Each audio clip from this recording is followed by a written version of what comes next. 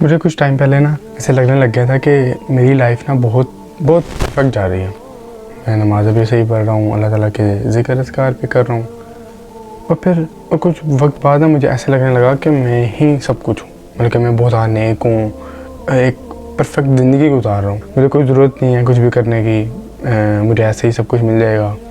اور پھر کیا ہوتا ہے کہ میری اپنی ہی کی غلطیوں کی وجہ سے مجھے آزمائشوں سے یا ایسے ٹیسٹ سے گزرنا پڑتا ہے جو میرے لیے ناقابل برداشت تھا.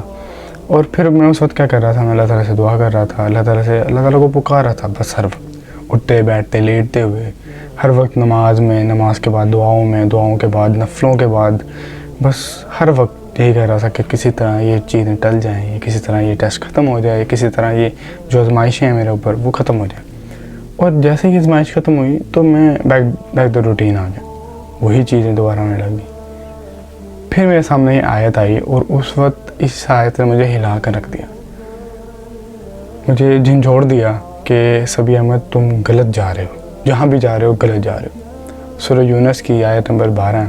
انسان کا حال یہ ہے کہ جب اس پر کوئی سخت وقت آتا ہے تو کھڑے اور بیٹھے اور لیٹے ہم کو پکارتا ہے, مگر جب ہم اس کی مصیبت ٹال دیتے ہیں تو ایسے چل نکلتا ہے گویا اس نے کبھی اپنے کسی برے وقت پر ہم کو پکارا ہی نہ تھا. اس طرح حد سے گزر جانے والوں کے لیے ان کی کرتوت خوشنما بنا دیے گئے ہیں.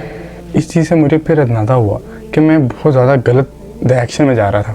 پھر میں نے اپنے آپ کو ٹھیک کرنا شروع کیا, اپنے آپ کو یہ کہنا شروع کیا کہ اپنی غلطیوں کو دیکھنا شروع کیا کہ کہاں میں غلط ہوں, کیا چیز میرے اندر غلط ہے, کیا ہو رہا تھا غلط. پھر مجھے یہی چیز ریلائز ہوئی کہ میں اللہ تعالیٰ کو اپنی چیزوں کے لیے صرف پکارا تھا, صرف اللہ کے لیے پکارا جائے, اللہ تعالیٰ کو اٹھتے بیٹھتے لیٹتے ہوئے پکارا جائے. مجھے تو بہت بڑا سبق دیا. اگر آپ کو اس صورت نے کبھی بھی ایسا کوئی ریمائنڈ دیا ہو تو پلیز مجھے بتائیے گا.